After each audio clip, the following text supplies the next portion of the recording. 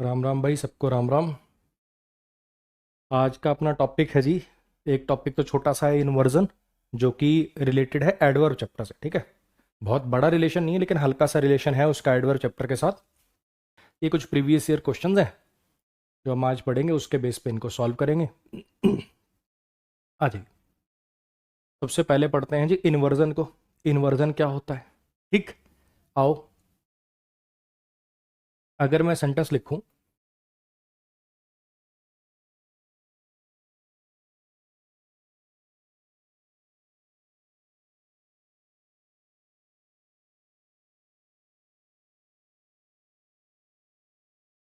हाँ जी, have you completed the task, क्या तुमने एक टास्क पूरा कर लिया? तो इसके अंदर अगर आप देख पा रहे हो, अगर मैं आपको कहूँ कि इस सेंटेंस को तोड़ो, अगर मैं आपको कहूँ कि इस सेंटेंस को तोड़िए, तो आप इसको कैसे तोड़ेंगे? सर ये हेल्पिंग वर्ब हो गया, हाँ जी, ये हेल्पिंग वर्ब हो गया, ये सब्जेक्ट हो गया, ये मेन वर्ब हो गया और ये ऑब्जेक्ट हो गया। ऐसे ही तोड़ोगे, हाँ कि ना? अब जनरली जो आपने सेंटेंसेस देखे हैं, मैक्सिमम सेंटेंसेस में क्या होता है कि सब्जेक्ट के बाद वर्ब आती है। ऐसा ही होता है ना कि सब्जेक्ट वर्ब ऑब्जेक्ट, जनरली ऐसे स्ट्रक्चर चलता है। लेकिन इस सेंटेंस में आप देख पा रहे हैं कि हेल्पिंग वर्ब सब्जेक्ट से पहले चलेगी, यानी वर्ब का कुछ हिस्सा सब्जेक्ट से पहले चला गया। और इसी चीज को बोलते हैं जी इन्वर्जन। इन्वर्जन का मतलब होता है वर्ब का सब्जेक्ट से पहले यूज हो जाना, वर्ब का सब्जेक्ट से पहले यूज हो जाना। इन्वर्जन क्या होता है जी? इन्वर्जन कह लीजिए या वर्ब का इन्वर्टेड फॉर्म में यूज हो जाना, वर्ब का उल्टी फॉर्म में यूज हो जाना। उल्टी फॉर्म में क्यों कह रहा हूं? क्योंकि जनरल ट्रेंड क्या है? सब्जेक्ट के बाद वर्ब, सब्जेक्ट के बाद वर्ब, है ना? लेकिन अगर वर्ब सब्जेक्ट से पहले चली जाए, यानी वर्ब की जो जनरल पोजीशन होती है उसको छोड़कर वो किसी उल्टी जगह पर यूज हो जाए, तो उसी को बोलते हैं जी इन्वर्जन। ठीक है, लेकिन अब ये वाला जो होता है, ये तो इंटेरोगेटिव सेंटेंस है ना, जिसमें कोई सवाल पूछा जाए। ये वाले पे बेस्ड कोई सवाल नहीं आते, है ये भी एक टाइप का इन्वर्जन ही, है ये भी एक टाइप का इन्वर्जन ही, कि भैया सब्जेक्ट वर्ब, मतलब वर्ब जो है वो सब्जेक्ट से पहले चली जाए, इसी को तो इन्वर्जन कहते हैं। है तो ये भी इन्वर्जन ही, लेकिन इस पर कोई सवाल नहीं आते। ठीक है, हमारे जो सवाल मेनली आते हैं वो ऐसे इन्वर्जन पर आते हैं जिसमें वर्ब सब्जेक्ट से पहले चली जाए, फिर भी सेंटेंस इंटेरोगेटिव ना हो। ये जो इंटेरोगेटिव वाला स्ट्रक्चर होता है जिसमें किसी से कुछ पूछा जाता है, इस पर सवाल नहीं आते हैं, सवाल और स्ट्रक्चर्स पर आते हैं। आप एक काम करिए, दो सेंटेंसेस को देखिए जरा, इन दोनों को पढ़ो और मुझे बस इतना बताओ, आपको इनमें से पोएम की लाइन कौन सी लग रही है? ये दो सेंटेंसेस हैं, इन दोनों में से मुझे बताओ कि पोएम, कविता टाइप की लाइन इनमें से कौन सी लग रही है आपको?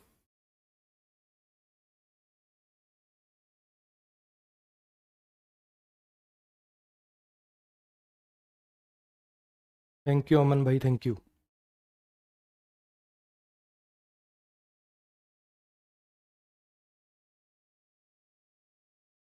इन दोनों में से पोएम टाइप की लाइन आपको कौन सी लग रही है? On the hill was sleeping a lonely boy, पहाड़ी पर सोया हुआ था एक अकेला लड़का।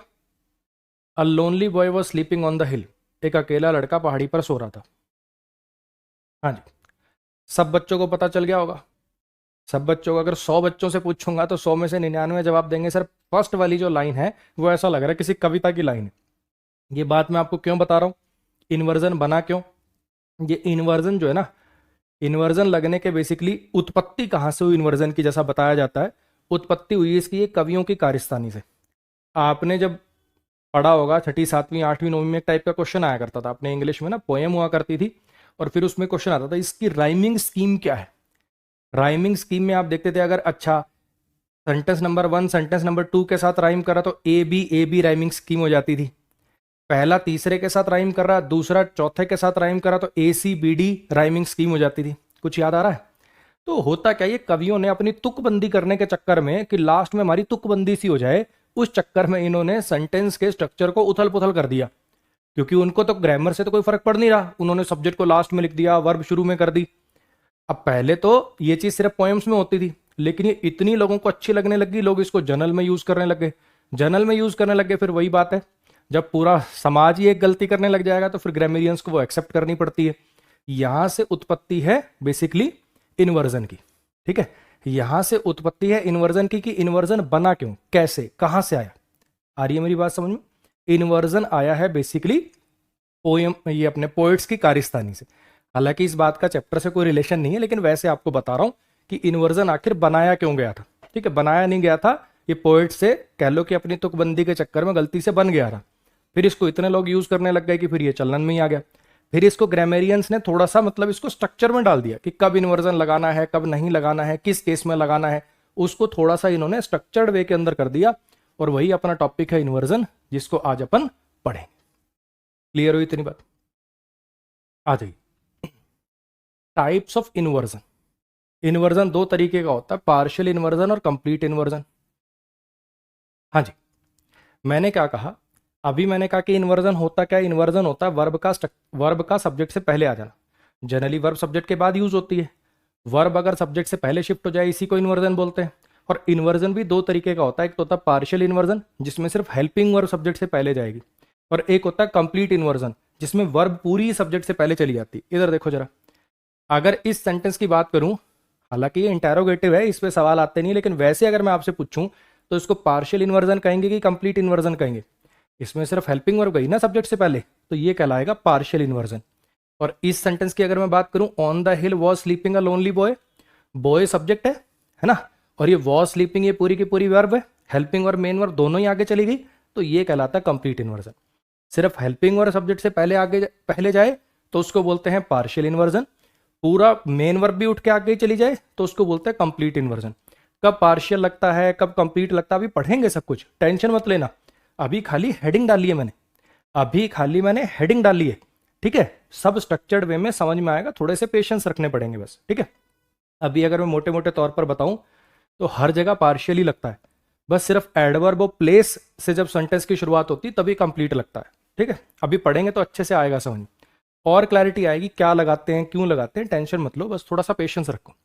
आइए जरा, inversion is used with these adverbs. Inversion का यूज किया जाता है इन एडवर्ब्स के साथ, बेसिकली जब इन एडवर्ब से सेंटेंस की शुरुआत हो रही हो, ठीक? जब ये एडवर्ब्स सेंटेंस के शुरू में आ जाती हैं, जब ये एडवर्ब सेंटेंस के शुरू में आ जाती हैं तब इन्वर्जन का यूज किया जाता है। और जैसा कि मैंने पहले कहा, हर जगह पार्शियल ही लगता है, सिर्फ जब एडवर्ब और प्लेस की बात होगी तभी कंप्लीट लगेगा, अदरवाइज 99% इन्वर्जन पार्शियल ही होता है, सिर्फ हेल्पिंग और सब्जेक्ट से पहले आती। क्लियर हुई इतनी बात? Seldom, never, hardly, rarely, no sooner, जब सेंटेंसेज में ये वाली एडवर्ब सेंटेंस के शुरू में आ जाते हैं तो इन्वर्जन का यूज किया जाता है। अब मैं आपको पहले तो बताता हूं इन्वर्जन मतलब आंसर क्या है, कैसे करना है, क्या करना है, और फिर बताता हूं क्यों करना है। ऐसा क्या है, ऐसा क्या है, ये वाली एडवर्ब कौन सी हमारी मौसी की लड़की है कि हमारी बुआ का लड़का है, कि इसको इतनी वो दूं मैं कि अच्छा तू पहले आ गया, ले वर्ब पकड़। कुछ तो बात होती होगी, कोई तो रीजन होगा, कुछ तो लॉजिक होगा ना, कि अगर ये वाले शब्द सेंटेंस के शुरू में आ जाते हैं तो हेल्पिंग वर्ब उठ के आगे चली जाती, कोई लॉजिक होगा। वो लॉजिक समझने की कोशिश करेंगे। पहले समझते हैं कि इसको सही कैसे करते हैं, एरर क्या है, देखना जरा। Seldom I have seen such a beautiful girl, seldom I have seen such a beautiful girl. अगर मैं इस सेंटेंस को आपको तोड़ने को बोलूं तो सबको पता चल जाएगा कि सेल्डम एक एडवर्ब होती है, आई सब्जेक्ट है, हैव हेल्पिंग वर्ब है, सीन मेन वर्ब है, और गर्ल उसका ऑब्जेक्ट है। अरे हाँ कि ना, हर बच्चे को ये तो पता है। और पार्शियल इन्वर्जन में क्या बताया मैंने, हेल्पिंग वर्ब उठकर सब्जेक्ट से पहले चली जाएगी। अब हेल्पिंग वर्ब क्या है, इसके अंदर हैव है, यानी ये जो हैव यहां पर लिखा हुआ है ये उठकर यहां चला जाएगा, और ये सेंटेंस क्या बन जाएगा, ये सेंटेंस बन जाएगा seldom have I seen such a beautiful girl. Clear हुई इतनी बात? ऐसी अगर इस सेंटेंस की बात करूं तो इसमें क्या है, hardly he goes to school so his father often scolds him. ना के बराबर जाता है वो स्कूल, ना के बराबर ही जाता है वो स्कूल, इसलिए उसके पिताजी उसे डांटते हैं, हाँ कि नहीं? अब यहाँ पे जो लिखा हुआ है, यहाँ पे तो मेन वर्ब लिखा हुआ है, यहाँ तो देखो हेल्पिंग और मेन वर्ब अलग अलग थी, तो मैंने हेल्पिंग वर्ब उठा के यहाँ रख दी, ठीक? अब इस बार तो कोई हेल्पिंग वर्ब है नहीं, इस बार तो कोई हेल्पिंग वर्ब है नहीं, लेकिन अगर आपको थोड़ा सा भी टेंस चैप्टर याद है तो ये प्रेजेंट इंडेफिनिट टेंस है, वर्ब की पहली फॉर्म है ना, प्रेजेंट डेफिनिट टेंस है। तो प्रेजेंट इंडेफिनिट टेंस की हेल्पिंग वर्ब क्या होती है, डू डज होती है। ही के लिए क्या आएगा, ही सब्जेक्ट सिंगुलर है, डू आएगा कि डज आएगा, डज आएगा। तो यहां पे आपको लिखना पड़ेगा हार्डली डज, और गोज काट के गो भी करना पड़ेगा। क्यों? क्योंकि डू डज आने के बाद हमेशा वर्ब की बेस फॉर्म आती है, चाहे सब्जेक्ट सिंगुलर हो चाहे प्लूरल हो। ये बातें मैंने आपको बेसिक्स में बताई थी। अच्छा जी, no sooner the thief saw the policeman then he started running. चोर ने पुलिस वाले को, बेसिकली चोर ने पुलिस वाले को देखा ही था कि जब उसने भागना शुरू कर दिया, ऐसा मतलब होता है इस सेंटेंस का। नो सूनर मतलब ये वाला काम शुरू हो गया, ये काम होते ही, ऐसा कुछ इस सेंटेंस का मतलब होता है। अब नो सूनर में भी एडवर्ब है तो इन्वर्जन लगाना है, इन्वर्जन लगाना है तो क्या करना पड़ेगा आपको, हेल्पिंग वर्ब सब्जेक्ट से पहले ले जानी पड़ेगी, लेकिन ये तो वर्ब की सेकंड फॉर्म है, हेल्पिंग वर्ब तो दी नहीं हुई, फिर से वही लॉजिक लगाएंगे। सेकंड फॉर्म आती है पास्ट इंडेफिनिट में, पास्ट इंडेफिनिट की हेल्पिंग वर्ब डिड होती है, इसलिए हम यहाँ पे क्या लिख देंगे, no sooner did the thief see कर देंगे यहाँ पर। बोलो समझ में आई बात। ये तो हुआ एरर क्या है कैसे करना है ना, ये तो हुआ एरर क्या है कैसे करना है। ठीक, अब मैं आपको बताता हूं बेसिकली ये हो क्यों रहा है, क्यों कर रहे हैं ये सब, क्यों ऐसे हेल्पिंग वर्ब को कुदाते घूम रहे हैं। कुछ तो लॉजिक होगा। ये अभी तक जो मैंने इसको पढ़ाया वो ऐसे पढ़ाया जैसे सब जगह पढ़ते हो आप, ठीक है। अच्छा ये रूल है बेटा, ये वर्ब मतलब ये वाला वर्ड अगर सेंटेंस के शुरू में आ जाए तो ऐसा करना है, ये तो रूल हुआ। अब इसके पीछे का लॉजिक समझने की कोशिश करना। देखो मुझे एक बात बताओ, इसी सेंटेंस को बढ़िया क्लैरिटी से समझ में आएगा, इसके पीछे का लॉजिक आपको देने की कोशिश करता हूं, जरा समझने की कोशिश करो। एक तो ये सेंटेंस है, ठीक है, मैं इसी सेंटेंस को एक दूसरे तरीके से लिख रहा हूं, I have seldom scene such a beautiful girl. ठीक है, मान लो मैं ये लिख दूं, तो क्या ये सेंटेंस गलत है, क्या ये सेंटेंस गलत है क्या। और ऐसी अगर इसके अंदर ये जो फर्स्ट वाला क्लॉज है इसको मैं ऐसे लिख दूं, he hardly goes to school, अगर ऐसा लिख दूं तो गलत है क्या। अगर मैं ऐसे लिख दूं इन दोनों सेंटेंसेस को तो ये गलत है क्या। हाँ जी, अगर मैं इन दोनों सेंटेंसेस को ऐसे लिख दूं तो क्या ये गलत हो जाएंगे, नहीं हो जाएंगे, है ना। लेकिन फिर वैसे क्यों लिखते हैं, अगर आपको ये समझ में आ गया कि वैसे क्यों लिखते हैं तो साथ के साथ ही ये समझ में आ जाएगा कि ये हैव आगे क्यों जा रहा है। मैंने आपको पहले भी एक बार ये बात बोली थी, अगर आप ये जान लो, अगर आप ये जान लो कि ये रूल क्यों बना है तो क्लैरिटी अपने आप आ जाती है। अब जरा समझने की कोशिश करना, जब आप ये लिखते हो I have seldom scene such a beautiful girl, मैंने ना के बराबर ही देखी है इतनी सुंदर लड़की, he hardly goes to school, वह ना के बराबर स्कूल जाता है। ठीक है, ये हुए नॉर्मल सेंटेंसेस। वो कब यूज करने पड़ेंगे, क्यों यूज करने पड़ेंगे, ध्यान से समझना। जब आपको सारा स्ट्रेस इस एडवर्ब के ऊपर डालना हो, जब आपको सारा स्ट्रेस इस एडवर्ब के ऊपर डालना हो तब आप इसको शुरू में लिख देते हो। मेरी बात ध्यान से सुनना। जैसे मान लो कि एक तो मैं नॉर्मली किसी बच्चे के बारे में बताऊं कि वह ना के बराबर स्कूल जाता है, तब तो मैंने ये सेंटेंस यूज कर लिया, he hardly goes to school. दूसरा सिचुएशन इमेजिन करो, एक बच्चा है, उसको उसके पिताजी मतलब धे बाल्टे हैं, उसको रोड पे लिटा रखा है, पड़ोसी आ रहे हैं, अरे भाई साहब क्या हो गया क्या हो गया क्या हो गया, क्यों मार रहे हो इसको। अरे भाई साहब ना के बराबर जाता है ये स्कूल, हम यहां से बस्ता टांग के निकलता था, हम सोचते थे स्कूल जाता, आज स्कूल गया हूं तो पता चला 20% भी अटेंडेंस नहीं है इसकी, ना के बराबर जाता है ये स्कूल। अब वो एम्फेटिकली बताना चाहते हैं, वो सारा स्ट्रेस इस बात पर देना चाहते हैं कि ना के बराबर स्कूल जाता है। आ रही बात समझ। तो उन्होंने क्या किया, उन्होंने हार्डली को सेंटेंस के शुरू में लगा लिया, हार्डली को सेंटेंस के शुरू में लगा दिया। ठीक है, अब हार्डली को जैसे ही उन्होंने शुरू में लगाया, अब आप खुद जो मैंने सेंटेंस बोला हिंदी तक में इन्वर्जन हो गया, ना के बराबर जाता है वो स्कूल, क्योंकि एडवर्ब का लेना देना है वर्ब से, जैसी एडवर्ब शुरू में जाएगी तो उसके साथ वर्ब का अंश डालना पड़ेगा आपको। ना के बराबर जाता है वो स्कूल, ना के बराबर ही देखी है मैंने इतनी सुंदर लड़की। आई मेरी बात समझ। तो अगर मैं कहूं कि इसके पीछे का लॉजिक क्या है, इन शब्दों से जब शुरुआत होती है, इन सब शब्दों से जब शुरुआत होती है तो आखिर इन्वर्जन क्यों लग जाता है। ये सारे के सारे एडवर्ब हैं, अगर इनको शुरुआत में लेके जा रहे हो तो इसका मतलब है कि इन पे स्ट्रेस डालना है ना। और जब आप इन पे स्ट्रेस डालने के लिए इनको शुरू में लिखते हो, क्योंकि एडवर्ब है, एडवर्ब का लेना देना वर्ब से है, तो वर्ब को इनके पास लिखना पड़ता है। हिंदी तक में इन्वर्जन हो जाता है अगर आप एडवर्ब शुरू में ले जाओ तो। और वही लॉजिक यहां पर है, क्योंकि इन शब्दों का काम है स्ट्रेस डालना। आई मेरी बात समझ में। ये नॉर्मल सेंटेंस है, वह ना के बराबर स्कूल जाता है, और अगर आपको स्ट्रेस डालना था ना के बराबर पे सारा, ना के बराबर जाता है वो स्कूल, ना ना के बराबर ही देखी है मैंने इतनी सुंदर लड़की। जैसे ही आप एडवर्ब को शुरू में लेके जाओगे, जैसे ही आप एडवर्ब को शुरू में लेके जाओगे तो आपको वर्ब उसके पास पहुंचानी पड़ेगी। बोलो जी, समझ में आ गया। चलो इसको देखिए जरा।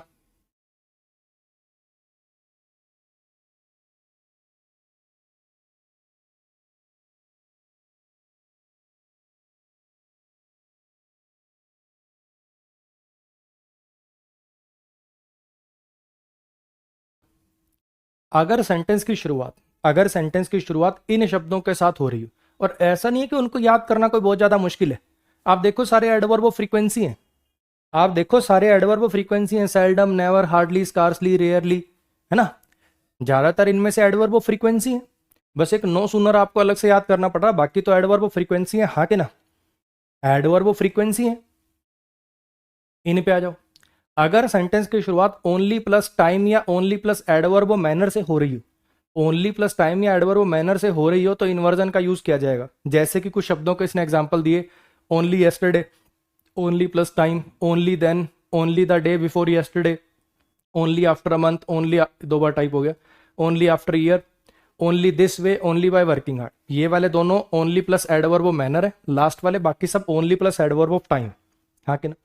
और फिर से वही बात, क्यों लग रहा है इन्वर्जन, कैसे लग रहा है, पहले तो एक बार आंसर कर दें। पहले एक बार आंसर कर देते हैं अपन।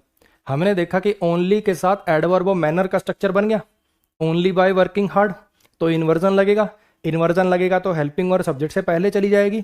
यानी ये जो आपको दिख रहा है ही हैज गॉट, इसको हैज ही गॉट करना पड़ेगा। क्लियर हुआ।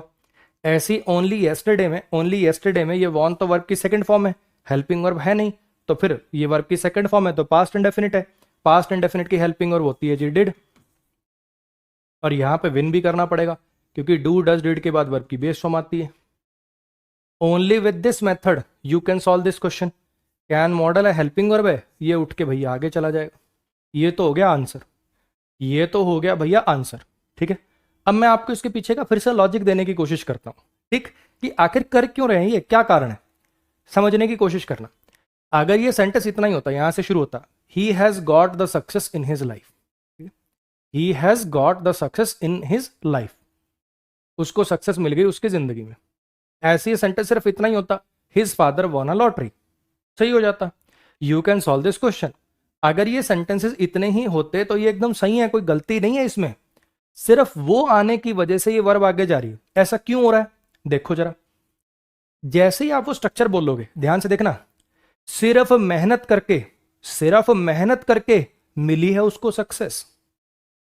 कल ही तो, ओनली यस्टरडे, अरे कल ही तो जीती है उसके पिताजी ने लॉटरी। ओनली दिस वे, सिर्फ इसी तरीके से सॉल्व कर सकता है तो ये क्वेश्चंस। जैसे ही आप उन स्ट्रक्चर्स को शुरू में बोल रहे हो, वर्ब उसके पास हिंदी तक में चली गई। क्यों? क्योंकि वो सारे एडवर्ब हैं। ये ओनली प्लस एडवर्ब मैनर बना रहा है, फ्रेज है ना। अगर देखोगे तो only by working hard, by preposition है, वर्किंग जेरेंड है, हार्ड एडवर्ब है, और ये पूरा स्ट्रक्चर क्या बना रहा है, एडवर्ब मैनर बना रहा है, ऐसी एडवर्ब ऑफ टाइम बना रहा है।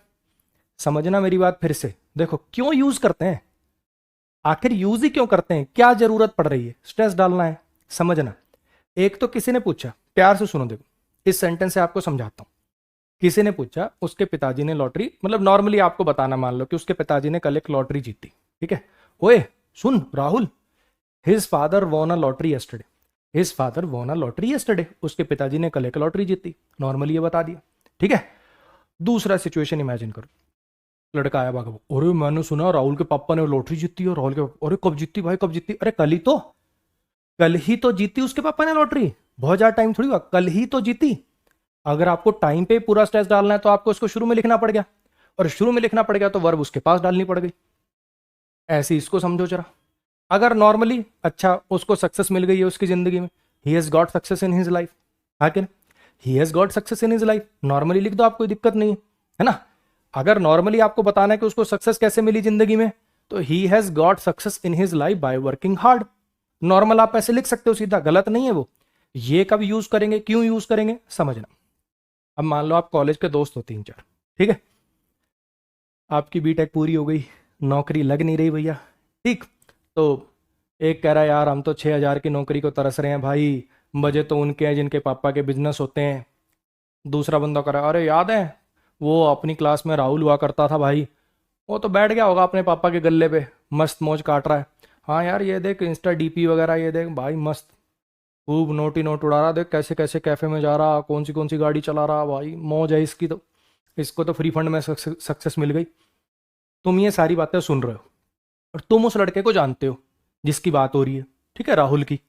तुम्हें पता है, तुम्हें बहुत बढ़िया से पता है कि उसके पिताजी का एक रेस्टोरेंट था, छोटा सा, ठीक है। उसने मेहनत करके, उसने अपने आइडियाज इंप्लीमेंट करके, अलग अलग और ऑर्गेनाइजेशन से टाई अप करके, उसने उस बिजनेस को इतना एक्सपेंड किया है कि आज उनके पूरे देश में 25 रेस्टोरेंट है।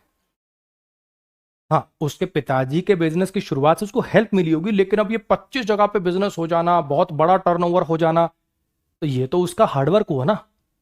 अब वो सब बोली जा रहे हैं कि भैया फ्री फंड में सक्सेस मिल गई, फ्री फंड में सक्सेस मिल गई। तुम कह रहे हो भाई सुन देख, मैं उसको जानता हूँ, फ्री फंड में कोई ना मिली उसको सक्सेस, दिन रात एक किया उसने, ओनली बाय वर्किंग हार्ड, सिर्फ मेहनत करके मिली है उसको सक्सेस, कोई फ्री में नहीं मिली। तब आप ये सेंटेंस यूज करोगे। अब कुछ कुछ दिमाग की बत्ती जलने लगी होगी, अब कुछ कुछ दिमाग की बत्ती जलने लगी होगी, ठीक है। अब ऐसे ही नॉर्मली आप किसी को बताना चाहो, बता दो you can solve this question with this method, तुम सॉल्व कर सकते हो इस क्वेश्चन के इस मेथड के साथ, कर सकते हो। अब दूसरा सिचुएशन, लगा हुआ है भाई, लगा हुआ है सॉल्व करने के लिए, और तुमने पहले ही बताया था कि ये वाला मेथड यूज होगा इस क्वेश्चन के अंदर। नहीं नहीं, अरे सर मैं करके दिखाऊंगा, अरे सर मैं करके दिखाऊंगा, लगा हुआ भैया, 2 घंटे हो गए। तुम कह रहे हो भाई देख टाइम खराब मत कर, मान जा, सिर्फ इस मेथड से सॉल्व कर सकता तो ये क्वेश्चन, और कोई मेथड नहीं है, ज्यादा आर्य भट्ट मत बन। सारी बात समझ। जब ऐसे सिचुएशन आएगी तब ये सेंटेंसेस यूज करेंगे अपन। अब मुझे लगता है कि आपको समझ में आया होगा कि इन्वर्जन क्या होता है और क्यों लगाते हैं, ठीक है। क्यों मतलब ये तो हर जगह ही मिलेगा, ये रूल और ये ऐसे कर देना, ये हेल्पिंग और भाग्य ले जाना, ये तो हर जगह ही मिल जाएंगे आपको, ठीक है। क्यों लगाते हैं थोड़ा सा समझ में, मतलब कम जगह पे बताया जाता है, ठीक है। आ जाओ चलो नेक्स्ट पर। ऐसे ही at no time under no circumstances, जैसे होता ना एडवर्ब ऑफ कंडीशन, ठीक, जो किसी काम के होने का बेसिकली शर्त रखे, वैसे वाले भी एडवर्ब के अंडर में आते हैं। At no time under no circumstances in no way on no account on no condition, किसी सर्कमस्टांसेस में नहीं, किसी तरीके से नहीं, किसी भी कीमत पर नहीं, किसी कंडीशन पे नहीं, है ना। एडवर्ब ऑफ नेगेशन से याद कर लो या एडवर्ब ऑफ कंडीशन से याद कर लो। अंडर नो सर्कमस्टांसेस, किसी भी परिस्थिति में एक्सेप्ट नहीं करूंगा मैं तेरा ऑफर, किसी भी परिस्थिति में एक्सेप्ट नहीं करूंगा मैं तेरा ऑफर। हिंदी तक में इन्वर्जन हो जाएगा इसको शुरू में लिखने से। अब आपको समझ में आने लग गई होंगी बातें। किसी समय पर कोई ऐसा क्षण नहीं था, किसी भी समय पर अवेयर नहीं था प्रेसिडेंट या अवेयर नहीं थे प्रेसिडेंट इन सब गतिविधियों के बारे में। अब इस वाले सेंटेंस में अगर आप देख पा रहे हो तो वॉज आपकी लिंकिंग वर्ब है और अवेयर एडजेक्टिव है, वॉज आपकी लिंकिंग वर्ब और अवेयर एडजेक्टिव है ना। तो इस केस में आपको इसी को उठा के आगे रखना पड़ेगा। ऐसा मत कर देना कि लिंकिंग वर्ब के केस में भी डू डज डिड लगा दो यहाँ पे, है ना। Link do does did action को रिप्रेजेंट करती है और लिंकिंग वर्ब में कोई एक्शन नहीं होता, इसलिए लिंकिंग वर्ब के केस में इसी को पूरे को उठा के आगे रखना पड़ेगा और कोई ऑप्शन नहीं है हमारे पास। क्लियर हुई इतनी बात? हाँ जी, इस पे आ जाइए। थैंक यू भाई, थैंक यू। अरे क्या हो गया आज, तुम इतने सारे कमेंट तुम सबको बोलना है क्या किसी ने जा जाके उसकी तारीफ करके आओ, हैं? तुम तो आज ऐसे लग रहा है जैसे पेड पेड सेना भेजी है किसी ने, हैं? इतने लोग एक ही क्लास में तारीफ करने आ रहे हैं। आज एहसास हुआ है क्या तुम्हें एकदम से अचानक से कि ये बढ़िया पढ़ा रहा है? पिछले इतने दिनों से तो एहसास नहीं हो रहा था। चलो आ जाओ। अगर सेंटेंस की शुरुआत एडवर्ब ऑफ प्लेस से हो जाए, अगर सेंटेंस की शुरुआत एडवर्ब ऑफ प्लेस से हो जाए, जैसे on the hill, in the valley, round the corner, under the table, outside the gate, along the northern southern frontier, 10 miles beyond the school, under the tree, on the bed, nowhere else, away, here, there, अगर ये वाले शब्द, अगर sentence की शुरुआत adverb of place से हो जाए, अगर सेंटेंस की शुरुआत एडवर्ब ऑफ प्लेस से हो जाए, तो उस केस में आपको कंप्लीट इन्वर्जन लगाना होगा, उस केस में आपको कंप्लीट इन्वर्जन लगाना होगा। देखिए जरा, हाँ जी, देखो जरा इन सेंटेंसेस को। कंप्लीट इन्वर्जन का मतलब क्या है? मेन वर्ब भी उठ के पहले चली जाएगी, बाकी सब जगह पार्शियली लगेगा, बाकी सब जगह पार्शियल लगेगा, सिर्फ एडवर्ब ऑफ प्लेस से जब सेंटेंस की शुरुआत हो जाए, सिर्फ एडवर्ब ऑफ प्लेस से जब सेंटेंस की शुरुआत हो जाए, तो उस केस में आपको कंप्लीट इन्वर्जन लगाना है। एक बार आप सोचो अपने आप क्या होगा, फिर मैं कराता हूं।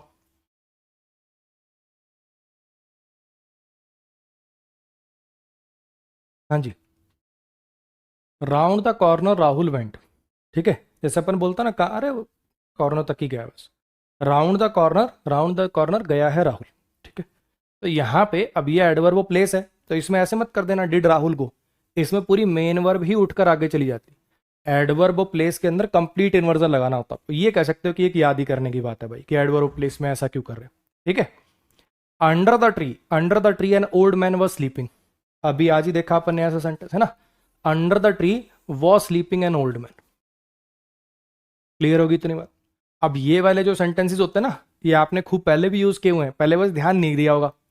मान लो आप मैच देख रहे हो और कोहली आउट हो जाए, तो क्या बोलते हो, लो भाई ये गया कोहली, ये गया कोहली, वर्ब पहले सब्जेक्ट बाद में, हेयर गोज कोहली, लो ये गया कोहली, ये आ गया अमित, हेयर कम्स अमित, लो जी आ गया अमित।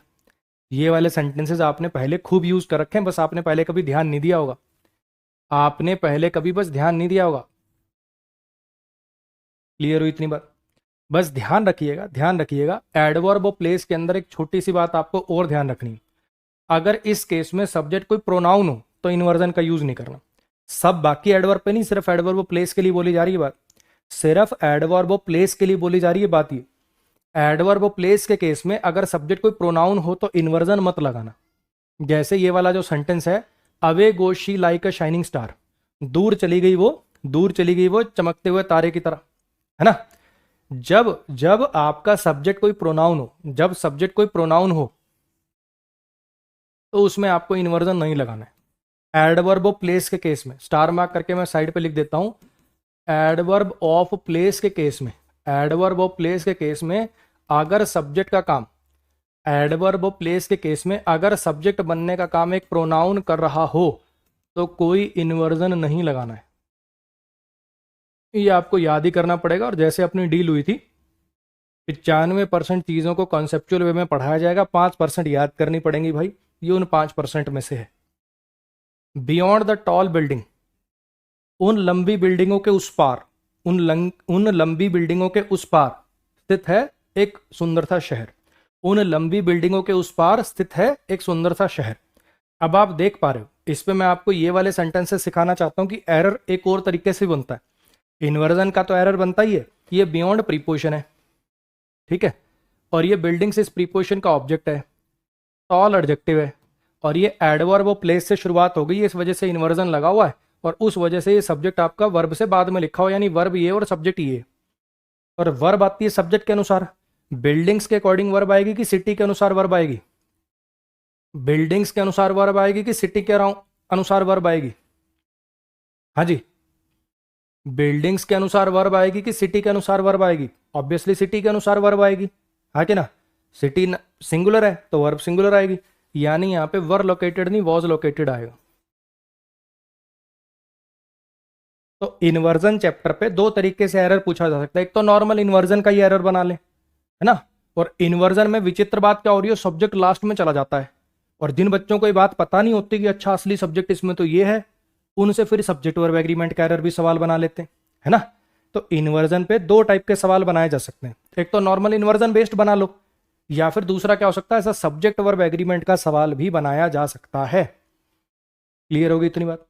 फिर से देख लीजिए बच्चे, बाकी जितने भी हैं सब में पार्शियल इन्वर्जन लगता है। जो एडवर्ब ऑफ प्लेस है, ये जो एडवर्ब ऑफ प्लेस है, इसमें कंप्लीट इन्वर्जन लगेगा। कंप्लीट इन्वर्जन का मतलब है कि मेन वर्ब भी उठ के आगे चली जाएगी, यहां पे डिड गो मत कर देना, एडवर्ब ऑफ प्लेस में मेन वर्ब ही उठ के आगे चली जाती है। दूसरी बात, सिर्फ एडवर्ब ऑफ प्लेस के लिए बात, हर जगह नहीं। एडवर्ब ऑफ प्लेस में अगर सब्जेक्ट बनने का काम एक प्रोनाउन करे तो कोई इन्वर्जन मत लगाना। नेक्स्ट पर आ जाइए। अगर सेंटेंस की शुरुआत में सो प्लस एडवर्ब मैनर दिया हो तब भी इन्वर्जन का यूज होता है। इतना तेज भागा था वो कि कोई उसे पकड़ नहीं पाया, इतना रूडली बिहेव करती है वो कि कोई उससे बात नहीं करता। अगर आप शुरू में काइंड ऑफ वही तो एडवर्ब मैनर ही तो है, डिग्री प्लस एडवर्ब मैनर ही तो है ये, तो अगर आप एडवर्ब से शुरुआत करोगे तो वर्ब पास ले जानी पड़ रही है, तो so fast did he run करना पड़ेगा, ऐसी so rudely does she behave करना पड़ेगा।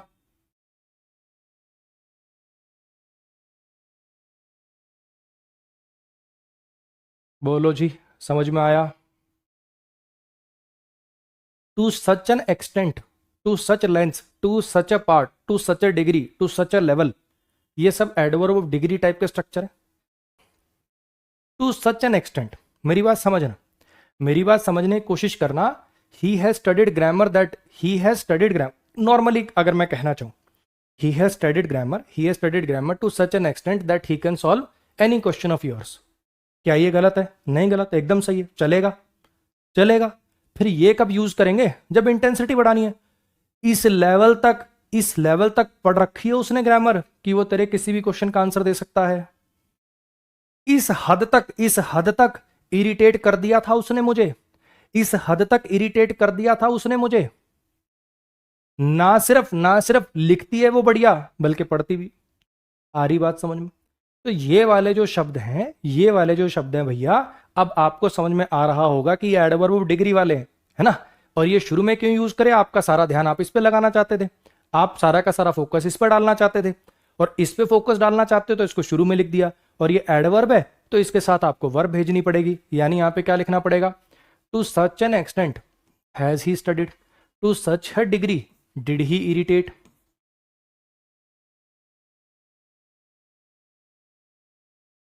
ऐसे only, not only can she write well. बोलो जी, समझ में आ गया? नेक्स्ट पर आ जाइए। इसको बोलते हैं एडिशन टू स्टेटमेंट। एक और जगह होती है जहां पे इन्वर्जन लगता है, इसको बोलते हैं addition to statement. Addition to statement का मतलब क्या है? आपने एक स्टेटमेंट बोली, आपने एक स्टेटमेंट बोली, और वही स्टेटमेंट आपको किसी और के लिए दोहरानी है, तो पूरी स्टेटमेंट दोबारा लिख के ऐसे स्ट्रक्चर यूज कर लेते हो आप। समझने की कोशिश करना। जैसे आपने लिखा, Kunal did not attend the seminar, Kunal ने सेमिनार अटेंड नहीं किया। इसके बाद एक तो दोबारा लिख दें, एक तो दोबारा लिख दें, I did not attend the seminar, Kunal ने सेमिनार अटेंड नहीं किया, और एक तो फुल स्टॉप लगा के दोबारा लिख दें कि I did not attend the seminar. या कुछ ऐसा शॉर्ट स्ट्रक्चर यूज करें कि पूरा ये स्ट्रक्चर दोबारा ना यूज करना पड़े। ऐसी Mahesh has completed the task, या तो रोहन के लिए दोबारा लिखें, Rohan has completed the task, या कुछ ऐसा शॉर्ट सा स्ट्रक्चर लिख दें जिससे सेंटेंस दोबारा ना लिखना पड़े। इसी को बोलते हैं एडिशन टू स्टेटमेंट। तो पॉजिटिव सेंटेंस अगर आपका है, पॉजिटिव स्टेटमेंट है, तो उसको रिपीट, पूरा सेंटेंस रिपीट होने से बचाने का कंसाइज छोटा स्ट्रक्चर क्या है? सो प्लस हेल्पिंग और प्लस में नया सब्जेक्ट। और नेगेटिव के लिए स्ट्रक्चर क्या है? नीदर या नॉर प्लस में हेल्पिंग और प्लस में सब्जेक्ट। एक मिनट के लिए ट्राई आप अपने आप करो कि अच्छा ये लिख सकते हैं, फिर मैं बताता हूं। करना ट्राई।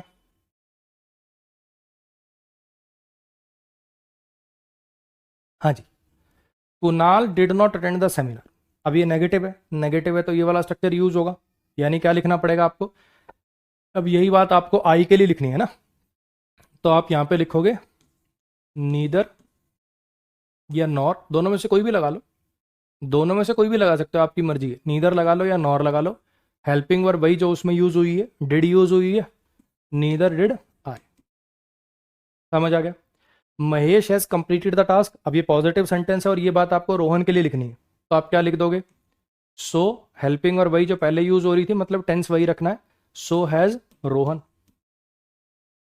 अब ये भी तो इन्वर्जन ही है ना, इसको इन्वर्जन के साथ क्यों पढ़ा रहा हूं? इन्वर्जन ही तो है ये, हेल्पिंग और सब्जेक्ट से पहले आ रही है ना। बस ये उस टाइप का नहीं है जो अभी तक अपन ने पढ़े थे कि एडवर्ब सेंटेंस के शुरू में आए तो इन्वर्जन लगाना, ये मतलब टाइप अलग है लेकिन है तो inversion he. Ragini has never visited Manali, Ragini कभी मनाली नहीं गई और उसका हस्बैंड भी नहीं गया, तो क्या लिखोगे? वैसे वही नीदर या नॉर लगाओगे, नीदर या नॉर लगाओगे, हेल्पिंग वर्ब वही लगा दोगे, nor has her husband. Clear हो गया? Mukesh will take part in the competition, अब फिर से यही वाली बात आई के लिए कहनी है, पॉजिटिव स्टेटमेंट है। Mukesh will take part in the competition, क्या लिख दोगे? सो हेल्पिंग वर्ब वही, सो विल आई। बोलो जी, क्लियर हो गया? कोई मुश्किल बात नहीं थी?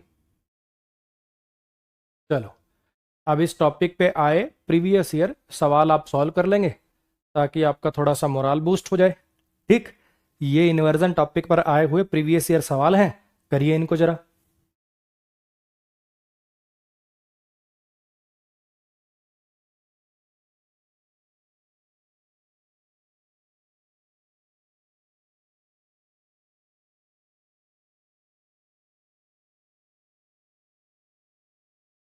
हाँ जी, करें शुरू।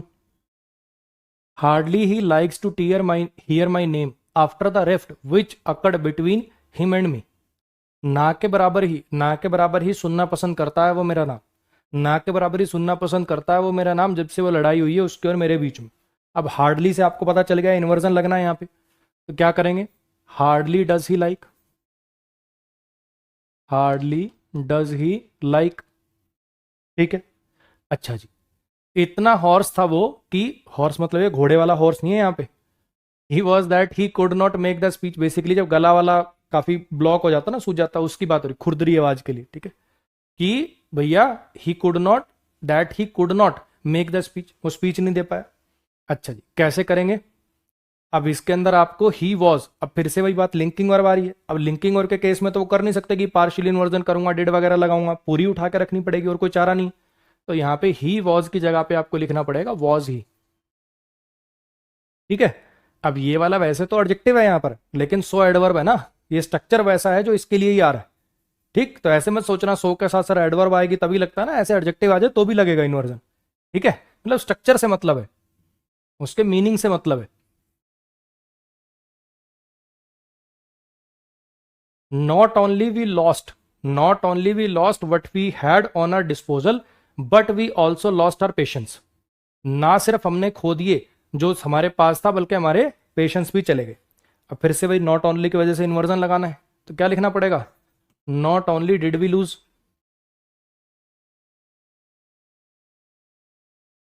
ध्यान रखिएगा LOOSC मत लिख दीजिएगा, वो वाला लूज होता है बेसिकली एडजेक्टिव, है ना। आपको यहाँ पे वर्ब चाहिए, LOOSC ढीला, वो एडजेक्टिव होता है। खो देना के लिए LOSE चलता है। वर्ब लगानी है आपको यहाँ पे, कई वो वाला लिख दो आप, जैसे ये है ना, ये होती है वर्ब।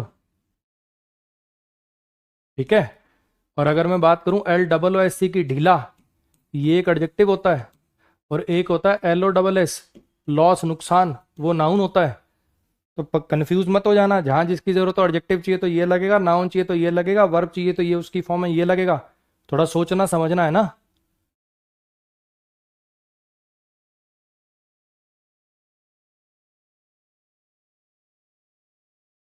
हाँ जी, only by working hard you can succeed in this exam.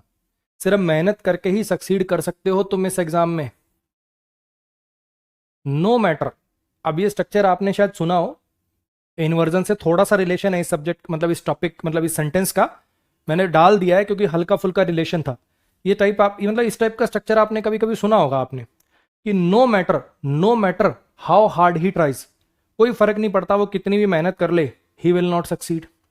No matter how early you come, no matter how early you come, कोई फर्क नहीं पड़ता चाहे तू कितनी जल्दी आके देख ले, there will be a line of at least 100 people, 100 लोगों की लाइन तुझे लगी ही दिखेगी। ये वाले टाइप का स्ट्रक्चर आपने देखा है। No matter how less you eat, कोई फर्क नहीं पड़ता कितना कम खाए तू, है, you will not get thin, या you will not lose weight. आ रही बात समझ में? तो ये वाला स्ट्रक्चर आपने कहीं ना कहीं रीडिंग के दौरान जरूर सुना होगा। No matter how hard he tries, चाहे कितनी भी ट्राई कर ले, no matter how hard he tries, no matter how hard he tries. अब इसमें ये पहले लिख रहे हैं अपन, no matter how hard, adverb शुरू में लिख रहे हैं, ये कोई इन्वर्जन नहीं है। No matter how hard did does he try मत लिख देना, no matter how early you come, no matter how hard you try, ये स्ट्रक्चर आपको ध्यान रखना है ना। इसमें इन्वर्जन नहीं लगाना, इन्वर्जन नहीं लगाना है इसमें, बस एडवर्ब शुरू में आ रही है इसलिए कह सकते हो कि हल्का फुल्का इन्वर्जन से रिलेशन है। और दूसरी बात इसमें यह भी सीखने को मिली कि हर बार एडवर्ब शुरू में आए तो इन्वर्जन नहीं लगता, है ना, बस इसलिए डाला मैंने सेंटेंस इसके अंदर। They can't hardly believe, they can't hardly believe that article 370 is no longer valid in Jammu Kashmir. अब पहली बात तो ये कि हार्डली अगर सेंटेंस के शुरू में आए तब लगता है इन्वर्जन, अगर ऐसे बीच में आए तो इन्वर्जन वगैरह मत लगाने लग जाना। ठीक है, लेकिन ऐसी बात नहीं है कि इसके अंदर एरर नहीं है, इसके अंदर कुछ और एरर है। बताओ जरा क्या एरर है, इसके अंदर कुछ और एरर है, बताओ जरा क्या एरर है। हार्डली नेगेटिव के लिए आता है, आई हार्डली गो देयर का मतलब क्या है, मैं वहां ना के बराबर जाता हूं, आई हार्डली नो यू, मैं तुझे ना के बराबर जानता हूं। अरे जब ये ऑटोमेटिकली खुद ही नेगेटिव है तो नॉट क्यों लगा रहे हो उसके साथ? हाँ जी, तो यहां पे आई कांट हार्डली बिलीव नहीं, आई कैन हार्डली बिलीव होना चाहिए था। आ रही है कुछ बात समझ में? इन दोनों का इन्वर्जन टॉपिक से रिलेशन नहीं है, लेकिन यहां पे डालें। ठीक, एडवर्ब से तो रिलेशन है, हार्डली एडवर्ब से तो रिलेशन है, ऐसी इसमें एडवर्ब पहली आ रही तो एडवर्ब से तो रिलेशन है। इनको करके दिखाओ जरा।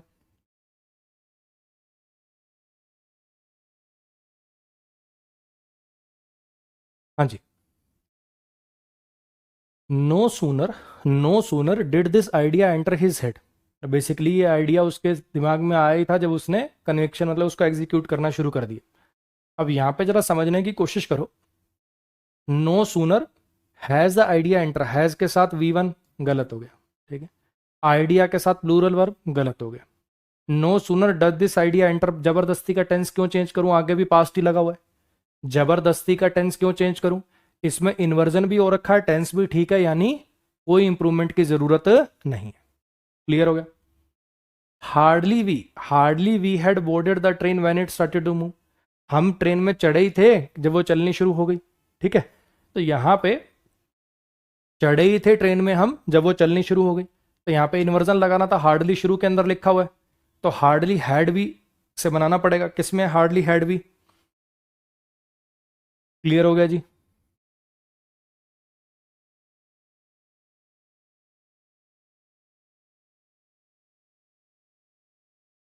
इनको करके दिखाओ जरा।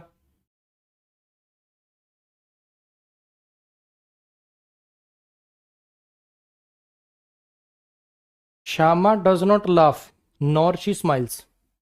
श्यामा हंसती नहीं है, श्यामा हंसती नहीं है और ना ही वो स्माइल करती। लाफ होता थोड़ा दांत फाड़ के हंसना, स्माइल मतलब ऐसे बस ये, ना वो दांत फाड़ के हंसती है ना वो नॉर्मल हंसती।